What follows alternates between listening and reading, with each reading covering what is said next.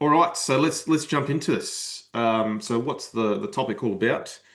So no doubt everyone on the line's either doing a lot of work in this space or a little bit in this space, or done or is curious around this.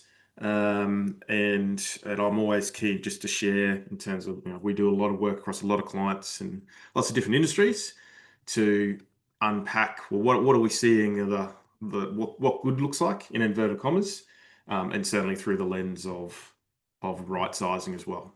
And what I mean by that is just because good might work somewhere, it doesn't mean it's going to work everywhere. And we have to make sure you understand the context of your own business. So a few of you have been on the webinars before. Um, you know, just flip your phone over, minimize screens, whatever, because I'm going to go pretty quick for, let's say, 40 minutes, and we'll have time for questions. You've created this space in your calendar, so let's use it. All right, so here's the first example of interaction, because I always make these interactive. And so this is a question to everyone to throw something in the chat. If a frontline worker came up to you today and said, hey, Brad, or hey, David, hey, Roger, hey, Terry, hey, Tony, Job, or Braden, what's a critical control?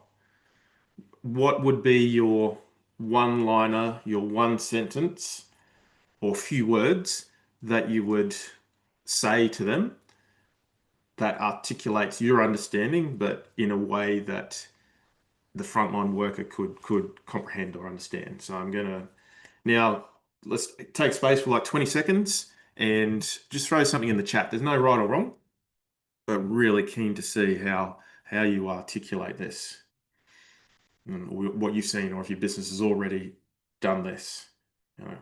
How would you describe this? What a critical control is. So someone's got to go first. We'll see. Roger, not negotiable controls prevent a fatality. Nice, thank you, Roger. Who else?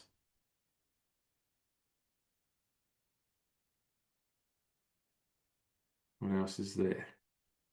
What do you think, David or Terry or David? Controls are critical to prevent serious injury or fatality. Nice, thank you. Tony, a controller is not implementable directly result in a fatality or serious injury. Okay, cool. And see Mr. Matthews if you throw something on. So I guess what we're seeing here is some association with consequence. So those things for something that might be material for the business, and we won't unpack materiality here. So which generally most organizations, oops, sorry, just clicked the wrong button.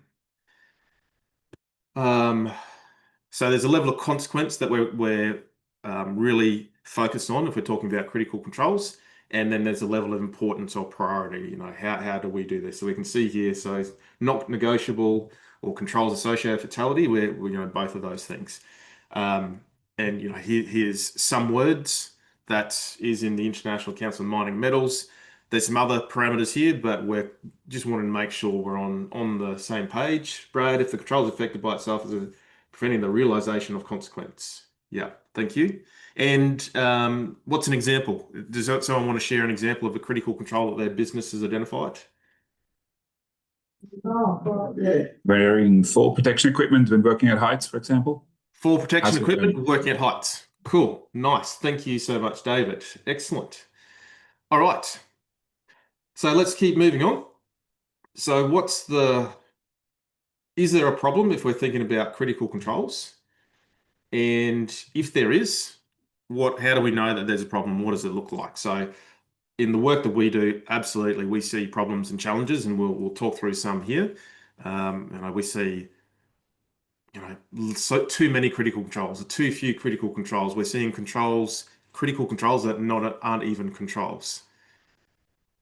Some of those might be familiar within your business. Maybe there's some other pain points that also your business is seeing. And certainly what I want to do in the time we've got left is just cover some three key ideas or three principles that help us move through some of this noise and hopefully negate some of these challenges that we're seeing. So about me in less than 15 seconds. Some of you I know, some of you I haven't met yet in person. So mining safety, 25 years. The last 6, I had my own business. And these are some of the key clients we've been working for and continue to work for in the area of critical risk and some other services. And I'm all about saving lives at work. So I do safety stuff and have the opportunity to choose the top end of town. And that's where I want to focus on. So some things here about the style. The push-ups, yep, is the fact that I'm still working on an comes out when I'm thinking or reflecting. So I'm trying to shorten that. And part of the reason why I keep the recording is my daughter watches it and I have over 5 push-ups every time that comes out. I'll use CCM as opposed to critical control management. Going to move fast, and you've already seen there that pretty interactive. I really like to get people's inputs. And good morning to Margot and Lyle as well, and In, who's just joined us as well. So the structure. So I'm going to cover off the key principles. We're going to have time for Q&A at the end, and also I'm not going to be able to cover off everything in a 35-minute slot of content. So at the end, I'll talk about what you can do to get some more information in and around this topic as well. And I'll talk about at the end, this is recorded, you can get a copy of the slide pack and maybe something else we might throw in the mix. So before I do get into the content, what I just want to make sure and articulate, and hopefully this slide doesn't make people run for the hills, there's a difference between critical control management and critical risk management. So CRM, critical risk management, and critical control management, which is the management of controls. Sometimes I see organizations call it one and the same. In my view, they're a little bit different. So this whole framework, so the International Council on Mining and Metals framework, they've got some good guides, not too bad in terms of what, less useful on the how. The outside of this is around the how. So the full steps 1 to 9, if you like, is critical risk management. If I think about critical control management in this context, and what I'm thinking about is really around the lens of our identifying the critical controls, how we manage, put in place some performance criteria for them, and how we report on them, and potentially, how we respond to the results of the performance. Okay, so there is a difference, and just want to be absolutely clear. So when talking critical control management, I'm not referring to this whole framework. I do different webinars and different training on the whole framework. If anyone has a comment on that, then throw something in the chat and we can come back to this, but just so we can articulate those two things. So separate out. All right, so first idea is, how specific is specific? Are your critical controls even controls? And imagine if you're the health and safety professional within your business, and you've walked into the business and the business says, hey, welcome, here's our critical controls. And this is an example list. What do people think about this list? Do you think this is right? Do you think they're wrong? Is there something missing? Are they robust? What do people think here? Again, give everyone 30 seconds. And again, welcome to the others who have joined us. What would you be thinking if the organization said to you, here's some of our critical controls? It would depend what the organization is doing, what work they're performing. Yep. So there might be asbestos management, but might be other risks that they have to cover. I don't think it's a exclusive list, but it's sure. So it could be around the exclusivity. Get that? Thanks, Dave. What about just if you didn't even know what the organization did, but you saw this as a list? What do people think here? Would you accept these? No, I think there's a number. Can you hear me now, Christian? I can, mate. Okay, hello. Look, there's some very broad statements there. So, like asbestos management is not a critical control, and there are some administrative items in there as well around inspections and. So I'm concerned about the specificity of a lot of them, but whether they actually fit that critical definition. And who is that? Because all your name is Swan Cap 13. We're in the Swan room at Powerlink, so it's Tony Connery, yeah, Tony McConaughey yacht, I think. Right. Okay, that's you guys again. You've come in through a different lens. Gotcha. Yeah, we're on now. Thank you. Good. Welcome. All right. So I think we're following the gist there. Brad, were you going to add something, mate? I saw you quickly unmuted. You can add in your 30 cents, mate. Go for it. Mate, yeah, I think that they're actually your system components. They're not the controls actually are within those systems somewhere. So Perfect. Thank you. Yes, so we're all on the same page here. These are pretty broad, aren't they? They're pretty broad. Yes, we need to understand the context and what's the risk and what's the bow tie and everything that we're coming from. And I wonder if some of our businesses or in your history, I've seen these before, are some of these critical controls like this where and some of these pain points within your business, or have you seen these play out where we've got broad and generic, or we've got this type of grouping thing, or could your frontline workers even articulate to you, well, before I'm about to do this task, well, this is what I think the critical controls are, or this is what the system tells me what the critical controls are. Not even controls. Yeah, so probably rhetorical. You're probably seeing this, maybe experienced this. And where we want to be is the opposite. Absolute clarity. There's really consistent mapping, which then allows us to have very good verifications and auditing, if you like. And the frontline worker, there's no mystery. What's those essential few? You normally say critical few, but essential few. So one of the things which we do with organizations is we even ask them, well, from your list, did they even pass the test of being a control in and of themselves? Now, I'm not going to unpack the definition of these things. What is an act? Well, I can say an act is like a human action. An object is something that doesn't require a human to do whatever it needs to do. And a system is a combination. So an example could be a seat belt is a system where we have an object, the reel and the clip bit, and then a person needs to wear it. And some other tests here, which I'm really hot to trot on and really force our clients to come to the standard, specific, measurable, and auditable. So the way this thing is written, could I audit it as described? Is associated with the risk? And another big one for me, and this doesn't come from the definition, but this is one that we are big to go hard on, is no orphan controls. So we don't have these throwaway statements inside risk assessments or risk reviews or in the risk assessment tool, but these controls don't actually live anywhere in our management system. And so we always make sure that whatever this thing is that we say is a control, well, where is it defined? What system drives that? Let's prove that link. So a quick yes, no for everyone on the line. Would your organization's current list of critical controls meet all of these requirements? So just go yes or no. Margot, no. Thank you, Margot. What about other people? Roger, no. Okay. Who else? That's a hard no from us. Hard no. Thank you. In is no. Who else? David. Lyle's a no. Brad's a no. Cool. All right. And if I miss someone, I apologize. Then just throw something on the chat. Okay. So pretty, if we can't get critical controls to even be a control, then we've got some work to do. We get that. So let's say it passed that test. And Brad and I were having a conversation about this earlier this morning. So there's some other frameworks here, and this is a really, really useful one, which our clients get a lot of value out of. So let's say they pass this definition, then even then it doesn't necessarily mean they're a true control.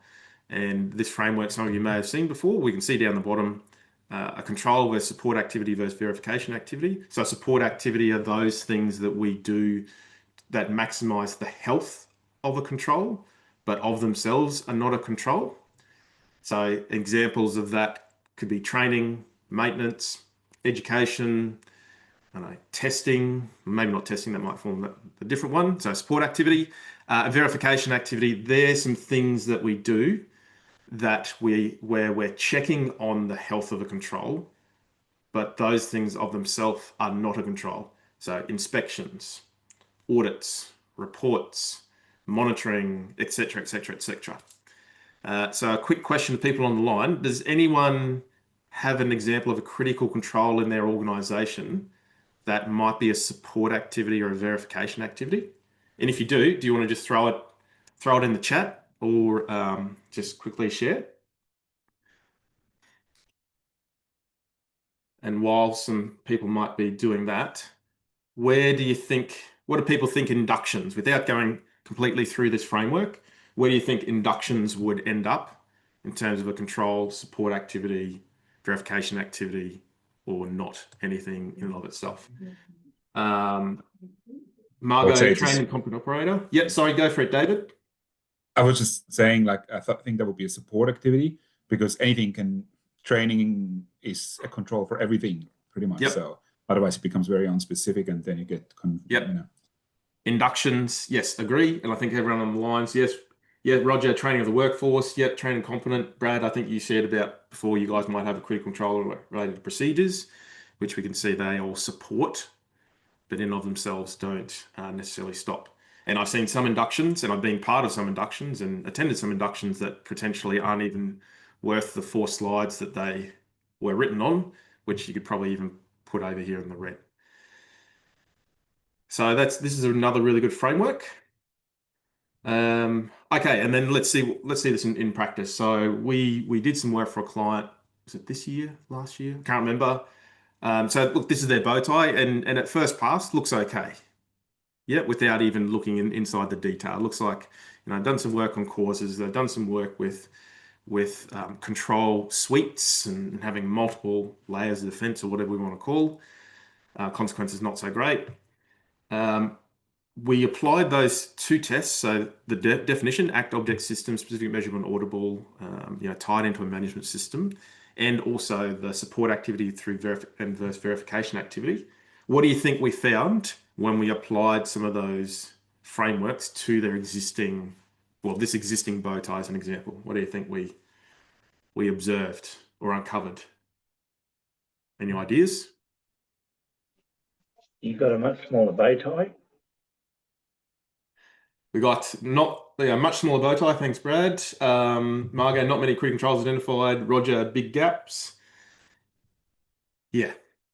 So go apply those frameworks and not even doing anything more than just applying the definition, this criteria. It's something like 40, the average I'm seeing is like 40% of what we used to call as controls don't even pass the test. And so what's the implication then? Where are we, or where's your organization at? Have we filled our risk tools with lots of stuff, but is it the right stuff? And is it giving us potentially the value that we all believe it is and should or could? So self-assessment time. Choose a number between 1 and 10. So 1 is in your organization is way away from it, hasn't even started. 10 is your organization's nailed this idea in terms of applying the definitions. Where would you sit? So it's an invitation for everyone. Just choose a number 1 to 10, throw it in the chat. Brad's 4, Roger's 7, Margo's 2. Awesome. Average of a 4 in Swan here. Okay, thank you. Swan is 4. Anyone else? Lyle's a 5. Okay, so middle of the road. Anyone I might have missed? I think that's everyone. Okay, so we get the picture. Yep. So we've talked about the impacts is if we don't have the right critical controls or the true critical controls, there's some impacts. We talked about some frameworks of definition of control, a framework for support activities versus verification activity, even just getting our head around those 2 things, applying them to our existing controls and potential critical controls. And then a client who worked out by doing that there was a 40% reduction in, or maybe just getting back to what are true controls and get accuracy. So obviously then there's the opportunity for you and your business to make a determination. Grab some of these frameworks and apply it and see where we end up, or we just keep going along as we have been doing forever. And hopefully it's a pretty easy choice, that one. So rounding that out, got to get our critical controls, make sure they pass the definitions first before we even then move downstream and do some other stuff around our critical controls. Okay, 2. How do we select our critical controls? So a quick yes, no. If your safety and risk team left the business today and it was replaced by a whole bunch of new people, does your organization have a framework or a selection process that could then be objectively applied for the new group that comes in, and probably with a, be fairly accurate between groups. So Roger said yes. What do other people have? Yes or no? Margot's no. Brad's a yes. Lyle's a no. Swan Room's no. Ian's not for critical controls. Dave's no. Okay, so it could be an opportunity here. And, yeah, it's a little bit humorous, but literally, I've seen this. I'll go on a client and say, well, how did you get that this is your list? And they're literally like, this is just what we think it is. The equivalent of just pulling the rabbit out of the hat. Roger, the risk owner is not the safety team. Yeah, cool, got it. And do any of these sound familiar? Have you come across these? Are these some potential pain points within your business at the moment? We worked with a client that had something like, well, I'll talk about it shortly, 300 critical controls. We working currently with a client that has 28,000 critical control verifications in 12 months across their global business. So they're, too far, too much. People aren't even clear on what is a true critical control, what's the list. So some of those pain points, and the opposite of where we want to get to is, well, one, we got endorsement. Here's our list of critical controls. They're endorsed, they're owned. We've followed some type of process or repeatable process to come to the decision that these are critical controls and these ones are not. And do we do the less is more, or do we do the more is more as part of that process as well? So if you were going to throw a framework at identifying, determining out of, let's say a bow tie has 40 controls, and we're trying to work out which ones might be critical, what might be some factors or variables that you or your organization might consider as part of that selection process? Does anyone have any insights they can share, either on the chat or just over the mic? What's some of the criteria that helps you work out this thing's a critical versus this thing is not? Is it the only barrier to the risk of being realised? Thanks, Brad. If it's the only thing there on a particular pathway, nice one. Thanks, mate. What does other people think?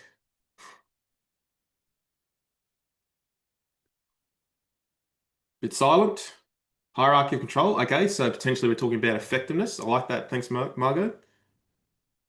Does the event stop the business? Okay, so is it associated with actually a big ticket item, not a small ticket item? Yeah, thanks, Roger. So some words which I'm not going to read. You can find this. We cover this in the training. So first of all, it has to meet the definition of a control. First of all, that's part one, and then part two. Once it passed all those tests, yeah, thank you, Swan Room. Specific and actionable. Yes, absolutely. It's probably over here. Then there's some other things that we can consider. And so visually, I think this is it. Yep. So bow tie example. So criticality. Yeah. So if this is my suite, potentially this business, again, training example, said autonomous braking out of these four, that's more critical than the others. Singularity. So this is what Brad was talking about. Well, if it's the only thing there, ideally we don't want to be in that scenario, but if it is the only thing there, then potentially that's a strong consideration then that this thing may be critical. Absence failure. So if that thing failed or was removed, is there a higher likelihood that pathway could continue and we could have a realization of that unwanted event? And another one is just frequency of use. So how many times does it appear across lines or pathways? So you can see some examples there, and sometimes we have some controls that appear across multiple bow ties or multiple risk assessments. So its frequency start to point to, well, maybe that's a consideration. Now I'm not going to unpack this. This is an example of a pathway. Oh, Brad raised his hand. Maybe just throw it in the chat, bud. I'm just conscious of time, and I'll come back to it. So here's an example. And the standard, let's call it International Council of Mining and Metals questions are kind of over here. We've added in some things here at the start, like those criteria we've just done, those things. And then another one here, which a lot of our business, clients we help with is, I think Margot might have said it, if we do effectiveness assessments on each control, then it allows us to set a threshold on what might be the level of effectiveness we allow or permit for a critical control versus not. So this is an example of a table. So anything that's yellow or less is yellow is marginally effective. So that's 50-50 chance it's going to work or not. Sometimes it will, sometimes it won't. So those control effectiveness reviews can help with all of that. And I won't talk about that as well. All right. And what does your business subscribe to here? Is your business the more is more or less is more in relation to critical controls? I'll throw over to the chat there. Margot, less is more. Okay. What are some other businesses?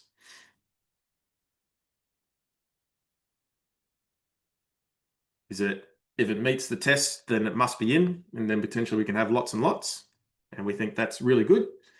Or do we, less is more, lol, Swan Room, yep, hard to say on that, get it. And what I tell to, it depends on the event, thanks in.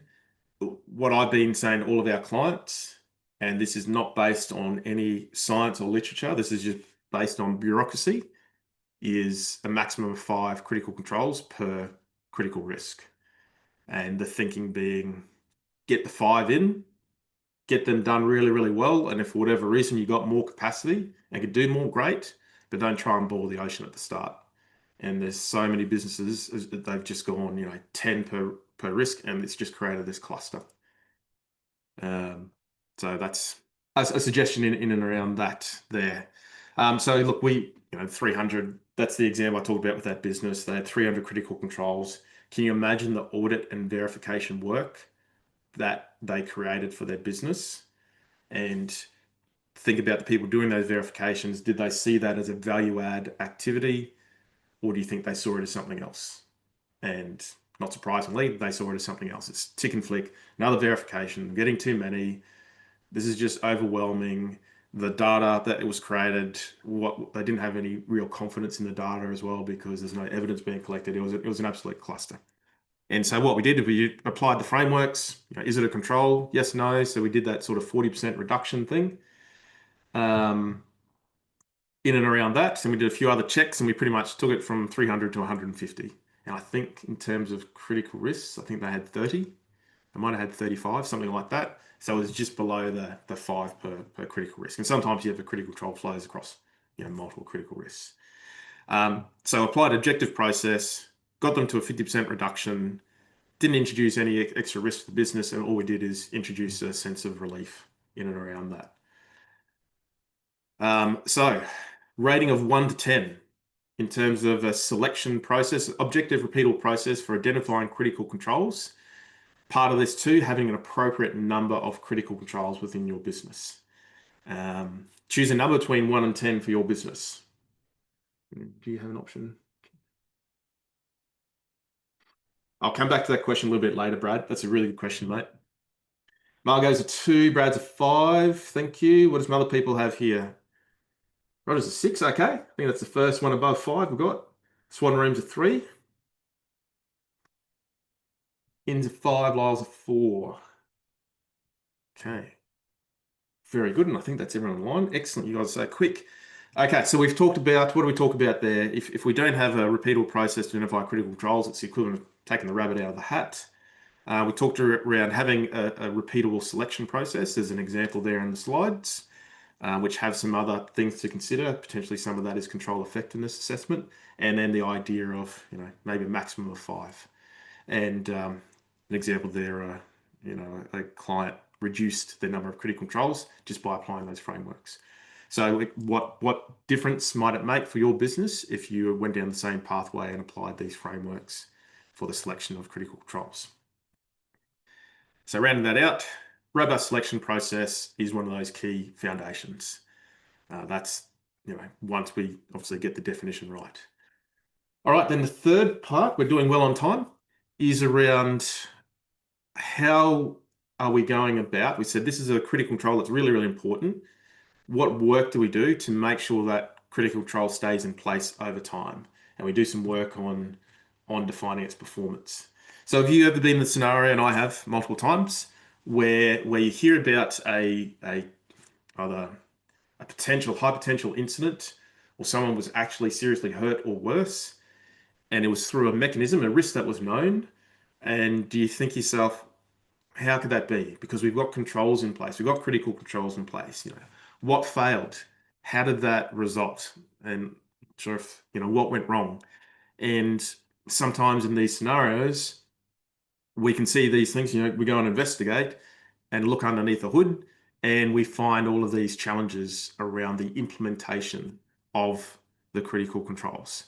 And here's a few. Does any of these really stand out for anyone from this list? You might throw something in the chat. I've talked about tick and flick stuff. Frontline doesn't even know what the critical controls are. Even if something went wrong, who's responsible? What do we do? Do we have things in place that we can monitor it proactively going off kilter as opposed to waiting for something actually to go wrong? Interesting what people have to say there. And we want to be in again, the opposite. Clear roles, responsibilities around controls, clear knowledge of the critical control performance and what to do in the escalation pathways, and getting reporting right and reporting on the right info. Brad, thank you. We're not quite there yet. Not a lot of people are, mate. It's a journey. So performance standards. So what are they? Roger, some risk owners have been unaware that they are. Good on you. Thanks, Roger. Yeah, getting risk owners involved, that's always interesting. So a performance standard, this is an example of a part one or potentially a first page of a template that we use. What is it? It's essentially where we do the work to define how do we want this critical control to perform over the life of the critical control. And it could be either a document, a written document, or it could be a document, documented set of strata of data. Quick yes, no. Whose businesses has performance standards already? Just yes, no around the grounds. Margot's no. Lyle's no. Roger's yes. Ian's yes. Brad's no. Who have we missed? Swan 13. No. Okay, you guys beat me to it before I even said anything. And Dave, you might have answered, mate. I might have seen yours in the chat. Okay. So Dave's unsure. Cool. So there's a whole bunch of stuff that we can be considering when we're pulling together a performance standard in terms of the requirements for critical control. Here's some examples of some potential parameters. So this is a mixture of stuff that I've taken from mining, a mixture of stuff from oil and gas, and some other research papers. So let's say, for example, one of our critical controls might be, a fire sprinkler system in the roof. So one of our things might be a reliability or availability. So we want to have it 100% availability. Oh, Brad, you're drawing. Nice. I don't even know how you did that. I don't know how to turn it off either. So, well, thank you. So redundancies. So if that fails, what have we got as a backup in our system? So we're starting to do some of those parameters there. And for each of these parameters, and I was talking through a client or potential client yesterday through this, is we do the work to ensure that those requirements are built into our management system. So you can see here, for example, one of the parameters is functionality. And so requirement we've got here, well, what's our requirement for functionality? Well, we want it to do this, activates within a second, sprays water, blah, blah, blah, blah. Then what we ask ourselves, well, what are we doing right now? What's our business as usual process or activity that ensures our control can deliver that functionality? And what we do is we do a monthly fire sprinkler test. And then the next column over says, well, what management system ensures we do monthly fire tests? Well, we've got a management plan document says we do it, and we've also got a maintenance strategy that is in place to make sure we do it. And then who's responsible for each of those line items? So again, the role of this webinar is not to go through Performance Standards 101. There's a whole bunch of stuff that we cover off in the training, but to let you see there's some parameters, and the opportunity is to really deep dive on our systems and ask ourselves some questions and look for gaps and fill gaps in the performance of the control. Some other things that we can consider in here as well as, well, you can read that, and a relatively new one that we've just added into the template based on some of the literature we've been seeing is they're highlighted in yellow. So in the design, implementation, or utilization of the critical control, is there a potential error trap here? Is there a common mistake or error that someone could make? And so how do we mitigate that? How do we design that out? Then if we think, verification, so verifications, think the audit strategy of the critical control. It's not just tick and flick. We actually put some work into the design of what we want to verify. And I use the example, we create pretty much mini work instructions. Provide criteria. What do we want to audit? How many, where, when, who can do it? What's the frequency? How long might it take? And again, mapping it into our management system. So here's, like, in my view, this is an area that a lot of organizations don't do. Well, one, they don't even do this design work, or if they do, it's pretty light at best. And this is obviously an opportunity for all of industry. And I'm chipping away pretty slowly on this. David, I think we do something more specific around structured. Yeah, absolutely. Right, so some of you might know Josh Bryant, a really good guy. They've been doing a lot of work in this space, and we've been going back and forth talking about how you could do these things and putting together performance standards. And they've had a lot of success. They defined their performance standards.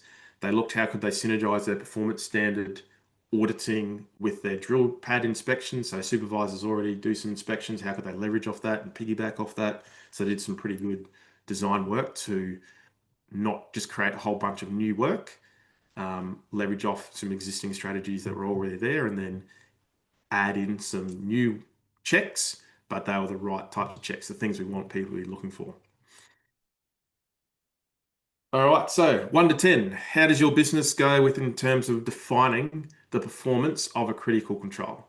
So defining what we want it to do, making sure the systems drive this thing, and then setting up audit criteria and audit strategies to look across all of that. So we've got, okay, pretty good. Roger's 4, Margo's 1, into 5, Brad's 3, Dave's a 4, Lyle's a 4, okay.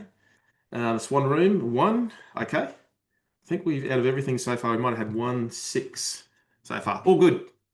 Okay. So we get the idea. We know critical controls can fail. We know we can do some work on their design, bake them into our management systems, and give ourselves a better chance of them succeeding for the long period of time. And you saw some examples of some frameworks we can deploy, client who's done it, and some gains that they've got. So it's a rhetorical question. So if we do the work to do the performance standards, again, they don't have to be a paper-based. They might be electronic in some type of system. You've got a safety software can drive that as well. That's all cool. It's certainly one of the fundamentals of getting this right. All right, back to everyone again. So I've gone pretty quick because I don't want to waste people's time. I've gone through a fair bit of content. What's one thing that's landed with you after everything we've gone through? What's either a key idea or a key takeaway? Give everyone 30 seconds. Just throw something in the chat.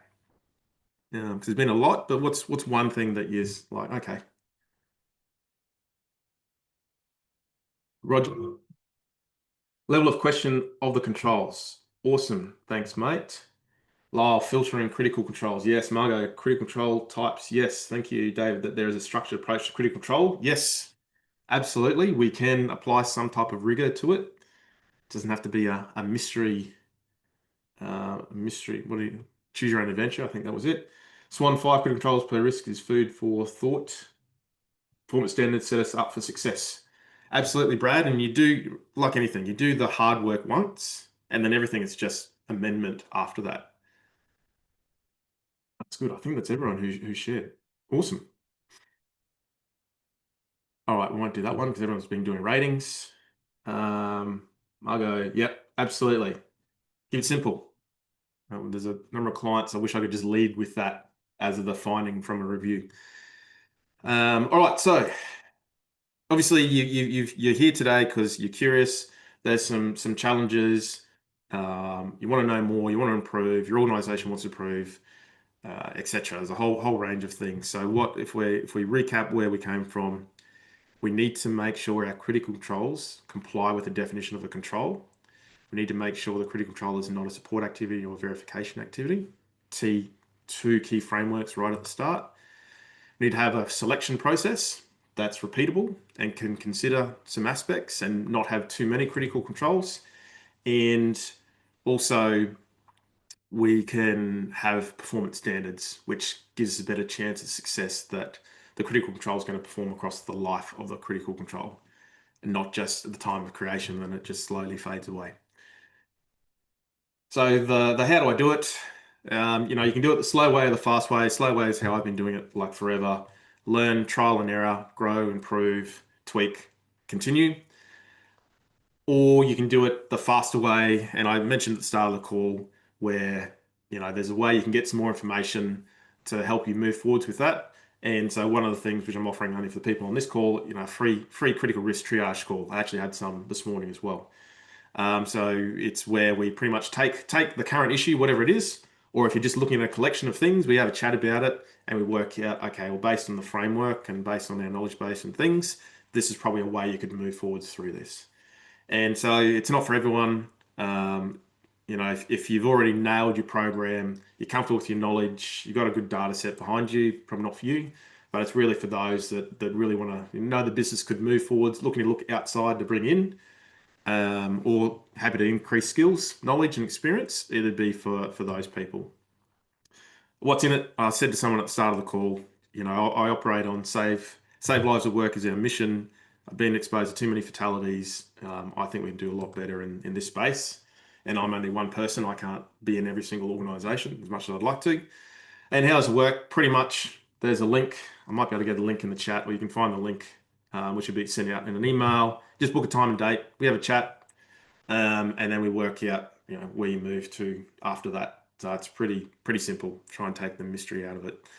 And if there's anything that we can do, I might have some resources or some other things that are around that can save you time and money. Again, don't do the 5-year journey. Maybe in the 30-minute chat, we can resolve something that's pretty structural and fundamental. So that's one thing there. I'll put the link a little bit later. I think the link might be on a slide. A second one that we do, not a problem, Dave. I know a few of you on the call. Well, I know, Brad, that you've sat in this, and I know Steve, I think you've just joined us, mate. You've sat in this. We'll ignore the 30th of January bit here. Next one's 12th, 30th of November, is we run a 2-day course where we take people through this full end-to-end framework. We go deep on what is it, what's the intent, what's the tools, what's the templates, how do you do it? So then you can go back into your business and go and do this framework. You don't need to go outside, or you just want to increase your capability in and around that. So the next one's coming up in November.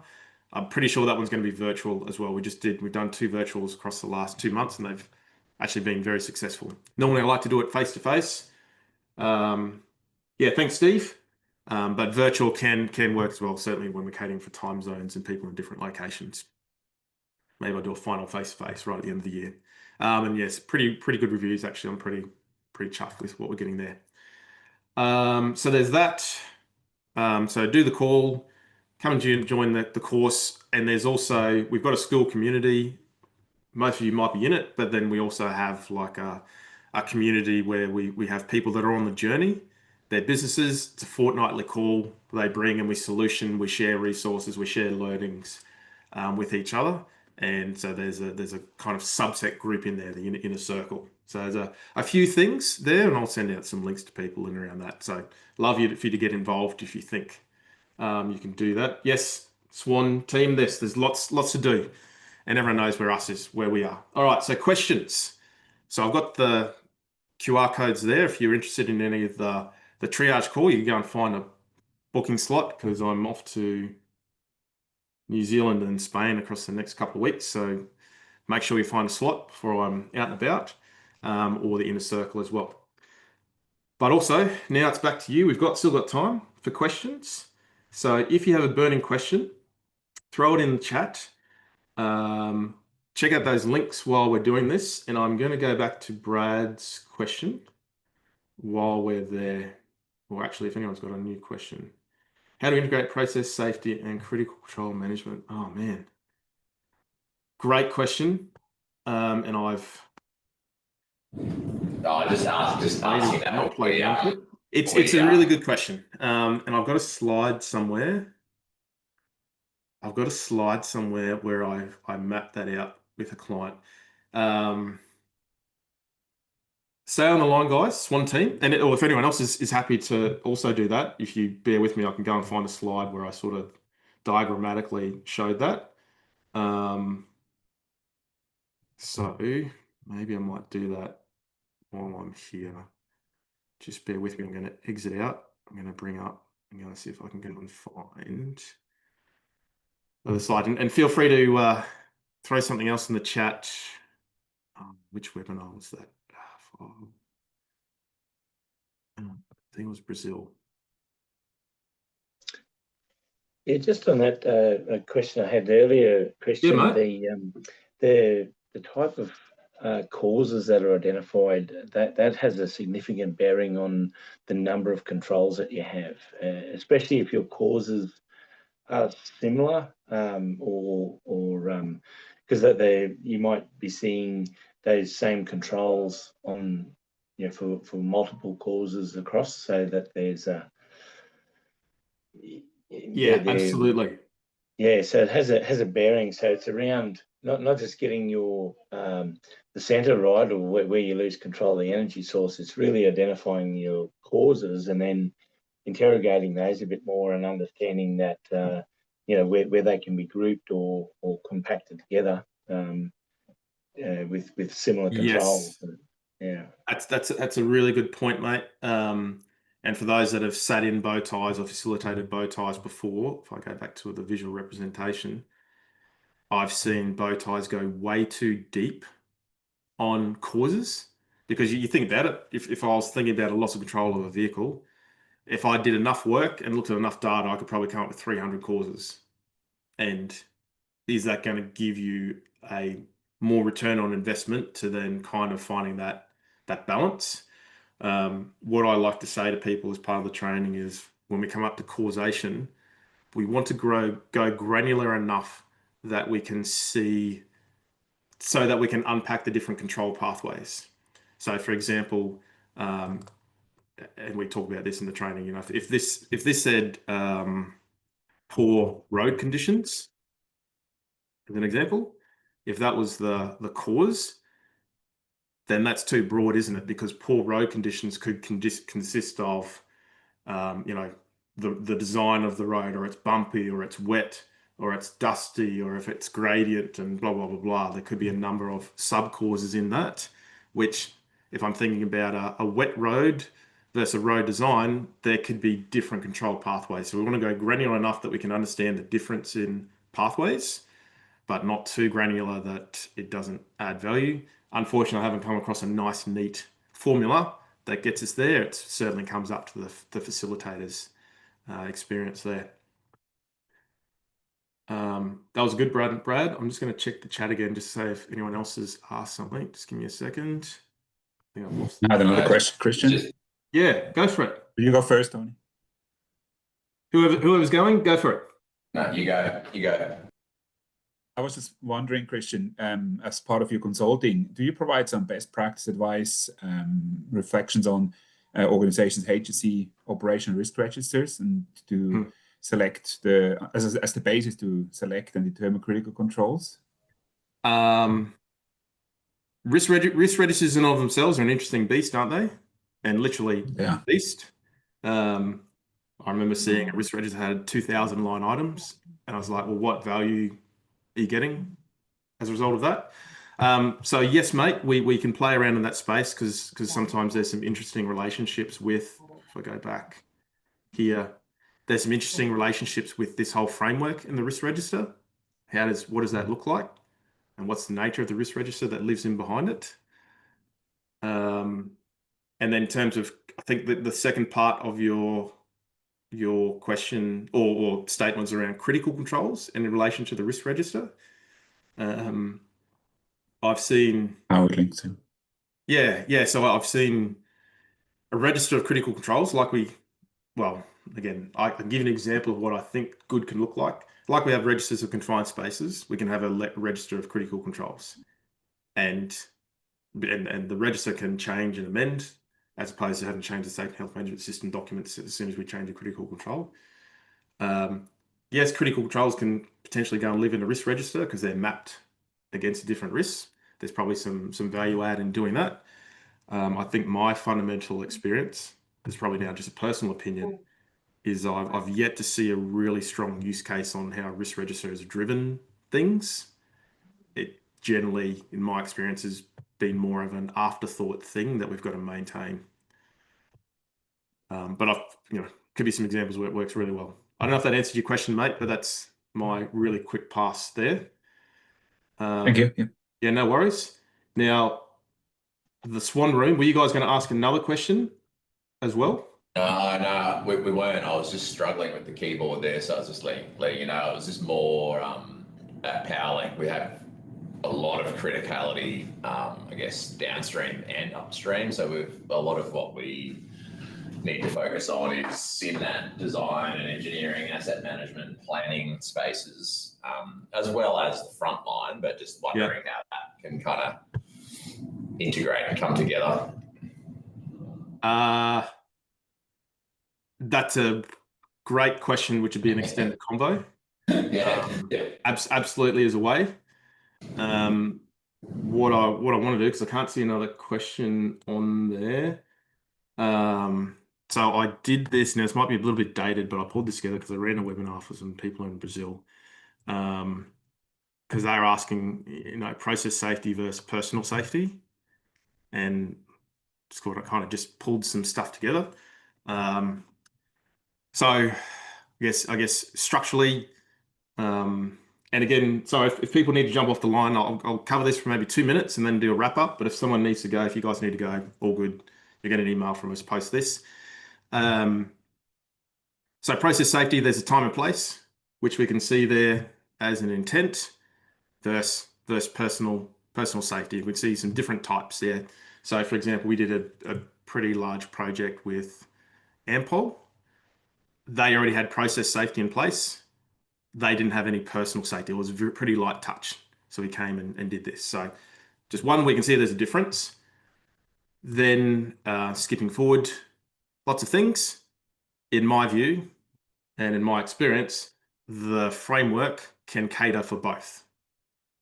Both risks. It just uses the term critical, and the guys in Brazil want to talk about the stuff that can kill you, because that was a term they like to talk about.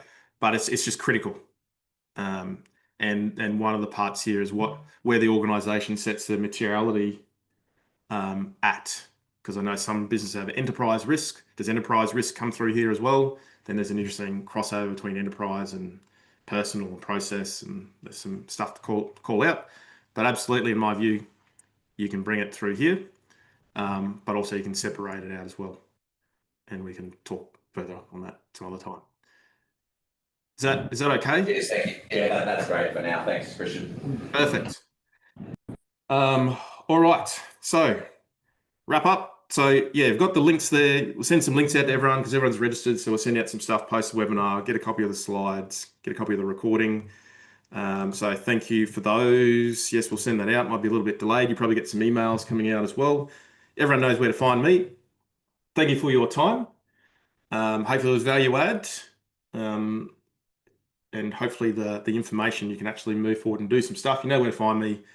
Reach out, you got any questions, and stay tuned for the next thing that we do. So for those that have to go, have a good Thursday, and I'll chat to you all at a later point in time. Thank you. Cheers, hey? Thank you. Cheers.